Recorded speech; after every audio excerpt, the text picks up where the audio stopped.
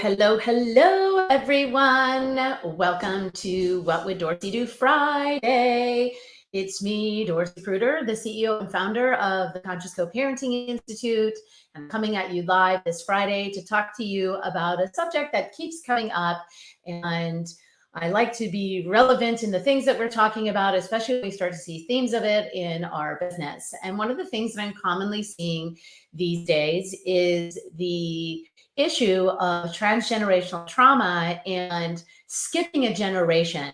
So what I mean by that is maybe a grandparent who is cut off from their child and wanting to just reunite with the grandchildren and not fix or repair the relationship with their child.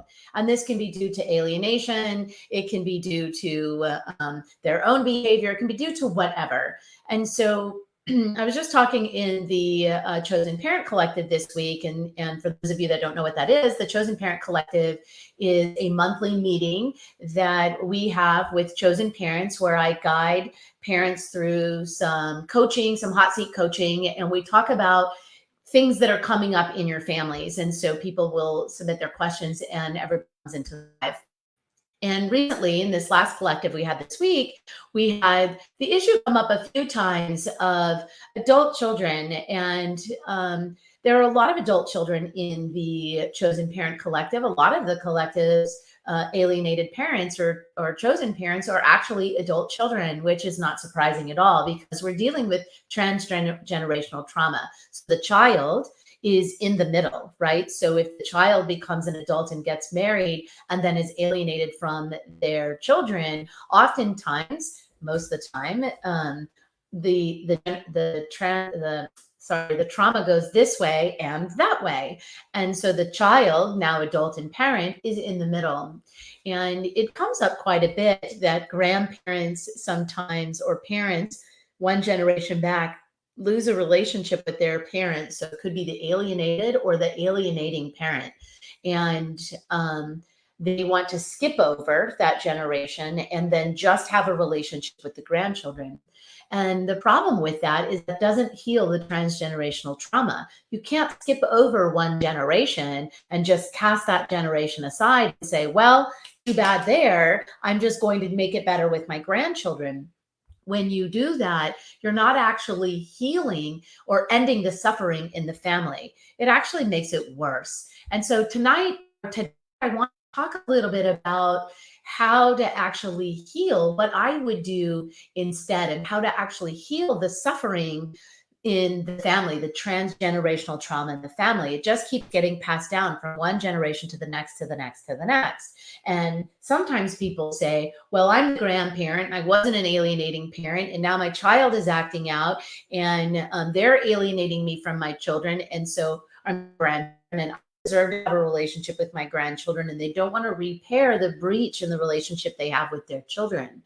And that's not going to work, because it's a line, right? It's a invisible connection, an invisible bond, and it just keeps going. Okay, so from the generations down. If you try to skip the generation, then there's no healing in the middle part. And I want to talk to you guys today about suffering using empathy and understanding empathy and implementing an empathetic response is really one of the most, probably is the most critical component in healing the emotional trauma, the lineage of transgenerational trauma in your family. And, you know, Dr. Childress talks a lot about borderline personality disorder, and, you know, that I think he even wrote about this today, about it feeling like a double pathology, because oftentimes borderline personality disorder is born out of child sex abuse, right? So, but it could be two generations or one generation or that person. So it's the lineage of borderline personality disorder, is the passing down of the trauma. And it's first with shame and then non-belief, and oftentimes people with personality disorders or people that are being abused don't seek treatment and certainly don't disclose what's happening, so it gets imprinted in the next generation. And we see that a lot in what we do. We see maybe a child of the divorce isn't being abused. However, maybe we have a borderline parent who is then projecting their unresolved childhood trauma into their children, and now their soon to be or ex is the perpetrator, and they're projecting the perpetrator trauma onto their ex, but that the co-parent hasn't done anything. So they spin and spin and spin, and just like in the Amber Heard and Johnny Depp trial, everybody wants to bastardize Amber because of her blind personality and also histrionic personality disorder. And while that is a diagnosis, what she needs is treatment. She doesn't need people continuing to hate her. And so if you're having those kinds of feelings, then that's unresolved stuff within you. And I get that the whole trial, I watched a lot of it and most of the replays, and I get very depending on who you are and what trauma you're experiencing and haven't resolved. And so, and me too. I mean, I look at it and go, my Lord, totally false allegations. You can see it. You can look at the evidence. And because we look at evidence, it's very obvious for us to break down everything that's happening and look at the evidence and the sequence of events and the body language and all the stuff that's happening or that was happening in that trial. And then at the same time, we have to rise to the next level and have empathy for both people in that situation, and really empathy for the understanding of how two people like Johnny and Amber get into relationship in the first place, what they're triggering in each other, and then what's the solution. And empathy is a really popular topic these days, and depending on who you read or what you listen to, empathy can soothe relationships, it can calm hostility, and even on a global scale, it can prevent wars. And using divorce and separation from a child as an opportunity to practice empathy is really contrary to the life experience generally associated with the scorched earth approach, right? Most people, when they get divorced, they that escalate into high conflict, they want to eliminate instead of integrate. So most parents are inclined to separate with vengeance, and they're extending the anger and the hostility and all of these things, volleying it back and forth to each other. And not only do parents suffer from the expression of really debilitating anger at their former spouse, their children also suffer in this environment where these expressions occur. So just like the whole world watching Johnny and Amber, everybody's picking a side, and we all kind of toss our empathy out the window, or we bring our confirmatory bias to it, and we're not looking at the facts and the evidence. We're only feeling with whatever allies or aligns with our belief system. And parents do this all of the time, and this is actually debilitating to their children who suffer in this environment. And most of you are here because you are suffering with this kind of divorce, and you've lost a relationship with your children. Maybe you've lost a relationship with your grandchildren because you don't have a relationship with your children. And this family dynamic makes it so difficult to display any kind of empathy. And it's hard to, if you're a grandparent and you're pissed at your kid who may be alienating you from your grandchildren, or who may be looking at your unrepaired relationship with them and feeling like that's harmful. And so they're making a choice that in order for you to have a relationship with their children, you must first repair your relationship with them. And then some grandparents, some people don't want to do that, or they don't see a way out of that. They're angry and hostile at their child, and so they just want to skip the generation. And it's really, really critically important to understand that you can't do that. It's not going to resolve the suffering. It won't end the suffering. It doesn't eliminate the transgenerational trauma. It doesn't. It doesn't even break the bond, because remember, the bond is like this. It just keeps going down. It's like holding on to a rope, where everybody's holding on to the rope. And then if you don't have an empathetic response for your child suffering, even if your child is the alienating parent, An empathetic response isn't agreeing with them and then jumping in the bandwagon to alienate the grandchildren. An empathetic response is an opportunity to seek to understand and help your child repair. Empathy is appreciating the inner state of the other person, walking in their shoes. If separating parents are unable to extend empathy to their child, then they're shifting their focus to their children might be easier if they actually looked at their child not as a pawn in the divorce, or as if they're alienated and now they're adults and have grandchildren, an opportunity to skip over them. Then if you looked at them as the line, right, that your child's in the middle if you're a grandparent, and then you're trying to access the grandchildren, that it's a straight line through your child. So parents who let their emotions get out of control, they contribute to the scary, frightening, and sometimes dangerous situations for kids. So walking in the shoes of your children and appreciating their inner state during their family reorganization really can help shift adults back to parenting roles towards the well-being of their child. So when working with adult children of alienation or emotional cutoffs, I ask children to write an anonymous letter to their parents stating how their parents' separation made them feel. And children report feeling scared, sad, anxious, alone, unheard, ignored, like a pawn. They hated it when their parents fought, and they hated being put in the middle of their parents' arguments. And they hated having to pick a side, especially alienated kids who chose one parent over the other. And parents who walk into our coaching programs saying that their kids are doing just fine and are moved to tears when they read what the children have written about them. They recognize that they've been so overwhelmed with their own circumstance, their ability to empathize with their children has completely diminished and even disappeared. So if a breach in a relationship that goes unrepaired, this breach creates a separation from the ability to have an empathetic response and repair the breach. Okay, so I'm talking about this generation and this generation. The person in the middle, the adult child now, this person, they are demonstrating alienating behaviors or creating a separation, right? I would look in as the grandparent to say, how am I showing up for my child? Am I having an empathetic response for them? Or am I simply labeling them? A benefit of demonstrating empathy to your children really encourages their capacity to cope with their situation and copy your empathetic behavior. Recent research has affirmed that most toddlers practice empathy naturally by the age of two. So if the skill isn't encouraged, it can be lost. And helping your children feel the pain of others is really critical in helping them learn how and when to offer comfort.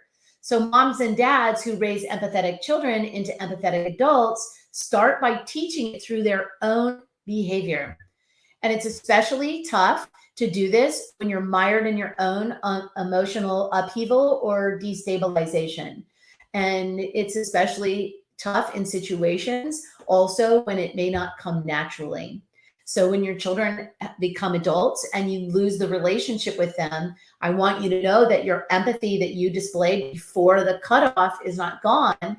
Love and empathy you have shared with your children creates the foundation of the unbreakable bond. So that means that if you were in that container with them and you're experiencing a breach in your relationship, you can get back into that space. The bond between a parent and a child is unbreakable. So your children experience empathy in their early years, and they displayed empathy before the emotional cutoff. They still have empathy, that center in their brain. Everybody has the center. The most recent brain research, people are discovering that it's not the lack of empathy, it's just lack of access to the empathy center.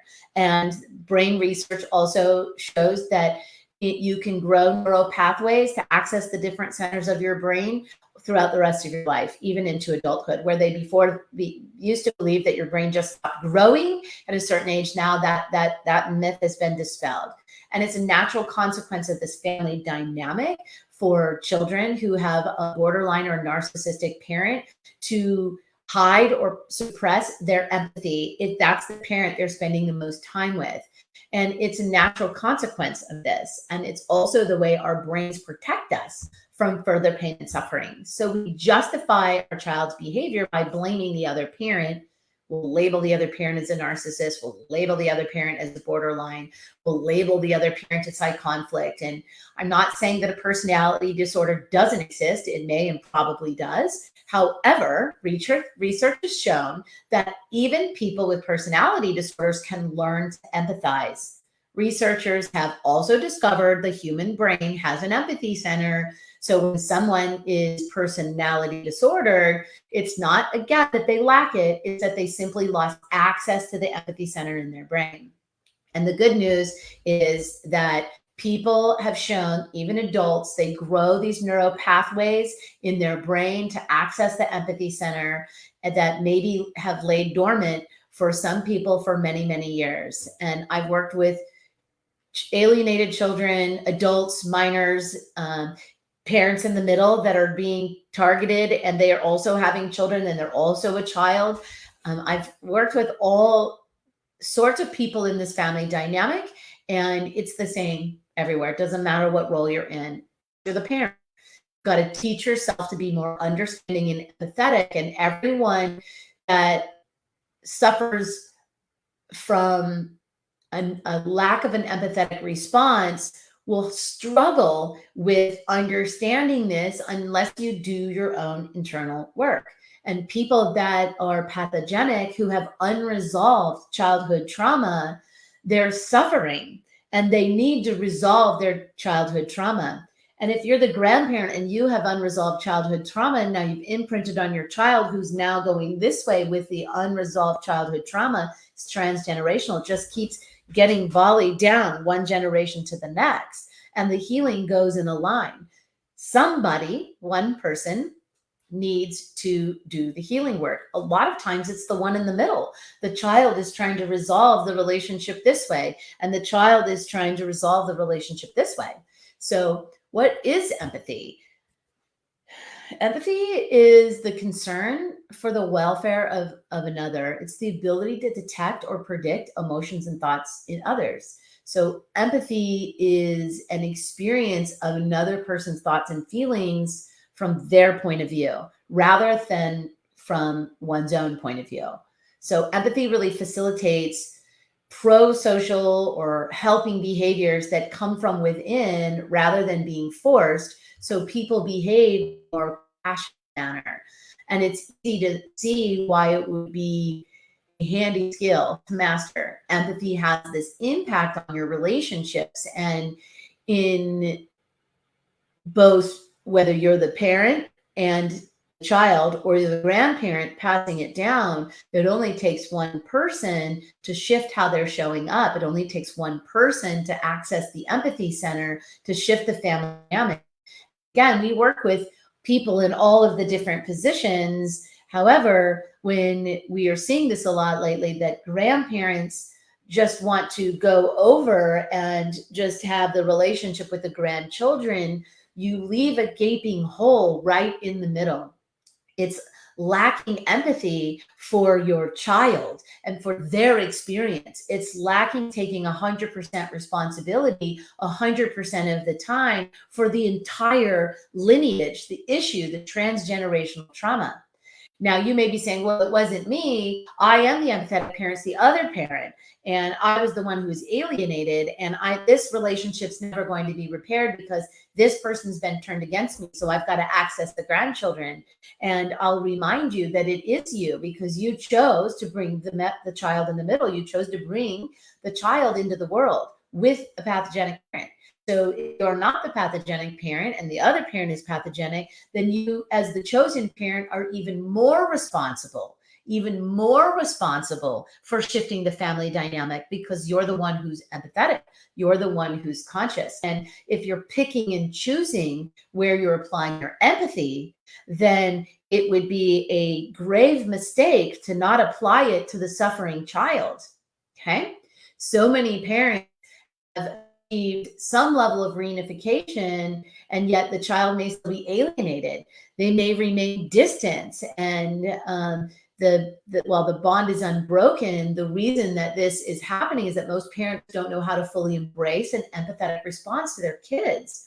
Most parents who are alienated and start to recover their children are still stuck in their own victim mindset and suffering from their complex trauma that they can't get out of their own way. They can't see what's happening to their children. And the child, who's now the parent of your grandchildren, is suffering. And you're, as the grandparent, the ultimate chosen parent. So as the chosen parent, you're the leader of your family. You must resolve your own trauma in order to fully reunite with your beloved children and then the next generation down, your grandchildren. You can't teach what you don't know. You also can't lead your children out of the pathology if you're still impacted by the pathology. Empathy can be a cognitive skill that can be taught by modeling it for your children. Even if you weren't born an empath, you can teach yourself to become one. And the easiest way to do this is by being mindful and non-judgmental as you can while you're interacting with your children. So this can be extremely difficult until it isn't, but it's an extremely useful trait that can help you build high quality, lasting reunification and relationships with your now adult children. So empathetic people often can truly make a difference in the world. Parents, grandparents that we work with create this space for a complete resurfacing of their unbreakable bond and reunite when they master the skill of the empathetic, authentic empathetic response to their children. And their ability to understand and share the feelings of those around them makes them incredible parents and grandparents. You repair the breach and the transgenerational trauma, but you can't skip a generation. It starts with you to your child and then to the grandchildren. So that's what I would do. That's how I would handle this transgenerational trauma and stuff in this zone, is to access your own empathy, practice empathy in your life in other areas with your friends or people you're close to or your spouse. Learn how to access your empathy center and having an empathetic response so that you can recover your relationship with your beloved children. Just remember, the bond is never broken. It's a straight line from you to your children to your grandchildren. You're the child in the middle and you're having struggle this way and that way and you're here, then you too can shift how you're showing up and have an empathetic response, maybe even for a pathogenic parent or a chosen parent. Maybe one of your parents you were alienated from and you're struggling with what you believe about that parent. You can go the other way too. But just remember, the line is connected. The bond is connected through the generations. And so to heal transgenerational trauma, you must heal each generation. You can't skip and go to the next one. It's got to be done with your beloved child. So that is what I have to share with you today. Having an empathetic response to your children ends the suffering in your family, heals the transgenerational trauma, and recovers your unbreakable bond. Resurfaces your unbreakable bond. So that's it for today. I hope you guys have an awesome weekend. Remember to have peace in so you can have peace out. Have a great one, everyone. We'll see you next week.